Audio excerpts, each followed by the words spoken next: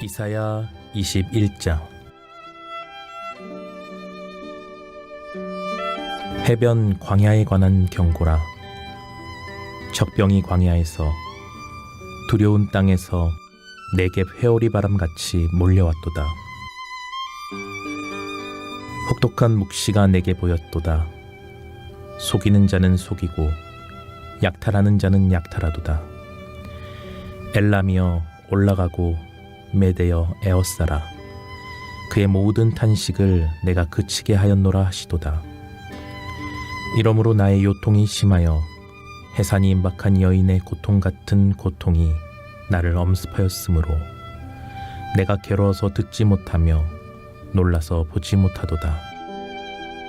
내 마음이 어지럽고 두려움이 나를 놀라게 하며 희망의 서광이 변하여 내게 떨림이 되었도다. 그들이 식탁을 베풀고 파수꾼을 세우고 먹고 마시도다. 너희 고관들아 일어나 방패에 기름을 바를지어다.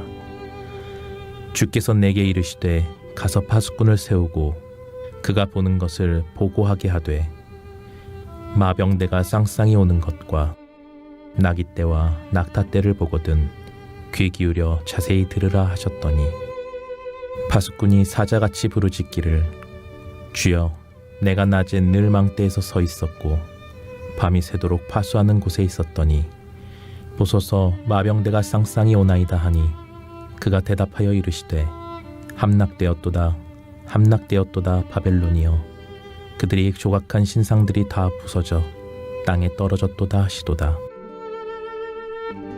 내가 짓밟은 너여 내가 타작한 너여 내가 이스라엘의 하나님 만군의 여호와께 들은 대로 너희에게 전하였노라. 두마에 관한 경고라. 사람이 세일에서 나를 부르되 파수꾼이여 밤이 어떻게 되었느냐 파수꾼이여 밤이 어떻게 되었느냐. 파수꾼이 이르되 아침이 오나니 밤도 오리라.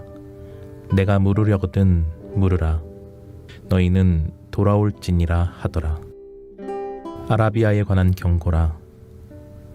드단 대상들이여 너희가 아라비아 수풀에서 유숙하리라. 대마 땅의 주민들아 물을 가져다가 목마른 자에게 주고 떡을 가지고 도피하는 자를 영접하라. 그들이 칼날을 피하며 뺀 칼과 당긴 활과 전쟁의 어려움에서 도망하였음이니라. 주께서 이같이 내게 이르시되 품꾼에 정한 기한같이 1년 내에 게달의 영광이 다 세멸하리니 게달 자손 중 활 가진 용사의 남은 수가 적으리라 하시니라. 이스라엘의 하나님 여호와의 말씀이니라. 오늘도 새벽에 여러분 잘 나오셨고요. 오늘 이사야 21장 말씀, 이 예언의 말씀, 특별히 난세에 우리 가운데 주시는 생명의 말씀, 우리 그 말씀 묵상하는 시간 되길 원하는데요. 바벨론 그리고 두마 아라비아에 관한 그런 경고의 메시지가 우리 가운데 선포되고 있는 걸 보게 됩니다.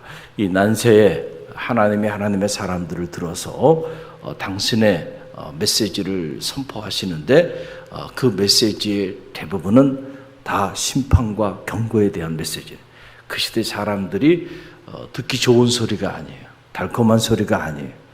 은혜 받는 소리가 아니에요. 어떻게 보면 다 그 시대의 사람들의 입장에서 본다고 한다면 당혹스러운 메시지들이고 그리고 견디기 어려운 그런 메시지들이에요. 그래서 그 시대 사람들이 하나님의 음성을 들을 때 화가 나고 그리고 그 말씀을 선포하는 자들을 박해하고 돌을 던지고 결국은 그들을 잡아 죽이는 이런 일들이 비일비재하게 일어났다는 거죠. 이런 모습을 보면서 오늘 우리 세대에도 과연 우리가 어떤 모습으로 하나님의 사람들이 하나님의 메시지를 선포할 때에 어떻게 반응하고 있는가. 진품과 짝퉁을 구분할 줄 알아야 되고 정말 우리를 살리는 메시지와 우리를 죽이는 메시지가 무엇인지를 구별할 수 있는 영성이 우리 가운데 필요하다. 그래서 그 어느 때보다도 이런 예언의 메시지들을 우리가 좀 들을 필요가 있다. 이와 같은 난세에는 그래서 오늘 이사야서의 말씀 어떻게 보면 우리가 그렇게 기쁨으로 은혜 받는 그런 말씀이라기보다는 이 경고의 메시지다 보니까 우리에게 경각심을 가져다주는 그런 메시지입니다. 우리 갈릴리교회 성도들은 이런 메시지가 여러분을 살리는 메시지인 줄 기억하고 이런 메시지에도 은혜 받는 영성이 있기를 간절히 바랍니다. 오늘 이사야 21장 이 바벨론에 관한 그 경고의 메시지에 우리가 잠시 귀를 기울이고 기도하는 시간 되기를 원하는데, 해변 광야에 관한 경고 1절에 보게 되면 그렇게 시작을 하게 되는데, 과연 해변 광야는 어떤 나라일까라고 하는 거예요. 우리 1절 9절 우리 함께 읽어봅니다. 1절 해변 광야에 관한 경고라. 적병이 광야에서 두려운 땅에서 너에게 해월이 바람같이 몰려왔도다. 9절 보소서 마병대가 쌍쌍이 오나이다 하니 그가 대답하여 이르시되 함락되었도다 함락되었도다 바벨론이요 그들이 조각한 신상들이 다 부서져 땅에 떨어졌도다 하시도다. 아멘. 참 바벨론 당시 어마어마한 제국이었습니다. 남유다를 멸망시켰던 제국, 바로 바벨론이라고 하는 이런 엄청난 제국인데, 이런 바벨론이라는 제국도 멸망되었도다 멸망되었도다. 그런 바벨론도 결국은 멸망한다라고 하는 이런 예언의 그런 메시지입니다. 우리가 선지자 하박국, 그 하박국서를 읽어보면은 하박국이 이 바벨론의 이 말 발굽 소리에 그의 창자가 뒤흔들렸다. 그 두려움과 공포 속에서 말이죠. 이렇게 무시무시한 남유다를 역사의 무대에서 완전히 사라지게 만들었던 그런 막강한 제국, 이 바벨론도요, 결국은 그들도 다 무너져 버리게 될 거다라고 하는 이런 예언의 메시지입니다. 그러면 왜 그런 거대한 제국 바벨론이 무너질까? 하나님이 바벨론을 잠시 도구로 들어서 사용한 거예요. 도구로 들어서 그렇게도 말을 듣지 않은 남유다, 수많은 예언자들을 보내서 돌아오라, 회개하라 메시지를 선포했지만 꿈쩍하지 않고 끝까지 하나님 품을 떠나고 목이 곧은 백성으로 불순종하며 죄악의 길을 걸어갔던 그 남유다를 책망하시기 위해서 그 도구로 잠시 바벨론이라는 제국을 들어 사용하신 거예요.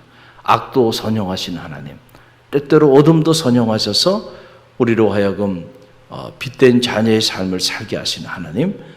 그런데 바벨론은 그래서 잠시 하나님 앞에 본인이 쓰임받은 건 줄 모르고 말이죠, 승승장구하게 되니까 교만이 하늘을 치기 시작하네. 스스로 우상들을 만들고, 그리고 스스로 왕이 되고자, 스스로 신이 되고자 자기 신성화, 거기에 초점을 맞추기 시작합니다. 그래서 이 바벨론 제국 전체가 우상을 섬기는 그런 나라로 전락하게 되고, 자, 그 교만이 하늘을 치기 시작했다. 그래서 결국 하나님께서는 바사, 페르시아죠. 페르시아를 통해서 그 거대 제국 바벨론을 결국은 멸망하게 하십니다. 이사야의 예언이 그대로 역사 안에서, 세계사 안에서 성취되어지는 걸 보게 돼요. 당시는 아무도 상상하지 못했던 일이지만은, 그러나 그 일이 실제로 역사 안에서 이루어지게 됩니다. 아무리 막강한 권력을 가지고 있고 아무리 막강한 힘을 가지고 있다 할지라도 교만하면 무너지는 거예요. 뭐 하면 무너진다고요? 교만하면 무너지는 거예요. 언제나 겸손해서 무너지는 건 없습니다. 교만해서 무너지는 거예요. 개인의 삶도 마찬가지고요, 한 가정도 마찬가지고, 공동체도 마찬가지고, 기업도 마찬가지고요, 국가도 마찬가지예요. 교만해지는 순간 무너지는 거예요. 교만해지는 순간. 그래서 우리가 섰을 때 넘어질까 조심하라. 점점 우리가 승승장구할 때일수록 더 자기 자신을 낮춰야 돼. 할렐루야. 겸손할 줄 알아요. 겸손해지면 살 길이 열려요. 겸손해서 무너지는 사례는 없다니까요. 꼭 기억하세요. 그런데 교만해서 무너지는 사례는 비일비재합니다. 그래서 어떤 경우에도 교만하지 않도록, 교만했던 바벨론, 영원한 제국, 영원할 줄 알았지만은 그러나 그도 페르시아에 의해서 비참하게 무너져 내리게 되는, 이게 세계사입니다.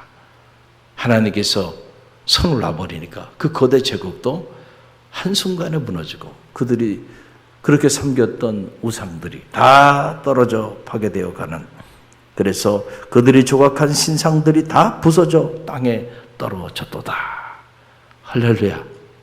이렇게 되고 만다는 거예요. 또 하나, 그러면 그들이 누구에 의해서 그렇게 무너져 내리게 되었는가? 이게 참 세계사를 보는 재미가 있어요.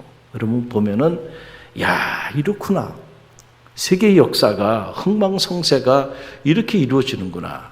자, 궁극적으로는 하나님의 섭리 가운데 다 이루어지는 일들이고 그 하나님의 섭리가 어떤 모습으로 전개되어 가는가라고 하는 것을 우리가 알게 되는데, 동맹국들에게 배신을 당하고 결국은 바벨론이 멸망하게 되는 거예요. 참 이런 걸 보면 우리가 진정 누구를 믿어야 하는가라고 하는 생각을 갖게 되는데, 여러분 2절 말씀 보세요. 2절 함께 읽어봅니다. 혹독한 묵시가 내게 보였도다. 속이는 자는 속이고 약탈하는 자는 약탈하도다. 엘람이여 올라가고 메대여 에워싸라. 그의 모든 탄식을 내가 그치게 하였노라 하시도다. 그랬어요. 혹독한 묵시가 내게 임하였도다. 그러니까 하나님이 내게 주신 말씀이 이게 달콤하고 은혜롭고 위로와 격려의 메시지면 참 좋으련만, 그런 메시지 전달하는 거는 누구나 할 수 있잖아요. 그런데 그런 메시지가 혹독한 메시지가 내게 임한 거예요. 근데 그 메시지를 전하라는 거예요. 그 메시지를 전하는 순간 사람들이 화를 내고, 그 메시지를 전하는 순간 사람들이 돌을 던지고 잡아 죽이려고 할 텐데, 여러분 같으면 그 메시지 가서 전하라 그러면 전하겠어요? 쉽지 않은 일이죠. 목숨을 걸고 선포하는 일이에요. 예언자들의 하나님의 말씀을 선포하는 일들은. 자, 근데 내용은 뭐예요? 속이는 자는 속여, 약탈하는 자는 약탈하는도다. 엘렘이여 올라가고 메대여 에워싸라. 엘렘, 메대, 이 바로 이 나라들이 동맹국이었단 말이에요. 바벨론의 당시.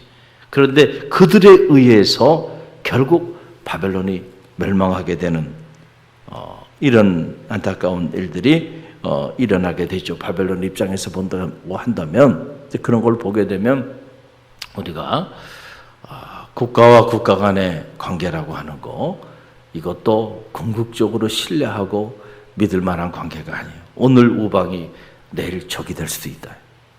이 냉엄한 현실을 우리가 목도해야 돼. 오늘 나하고 좋은 관계에 있는 그 사람이 영원히 좋은 관계에 있을까요?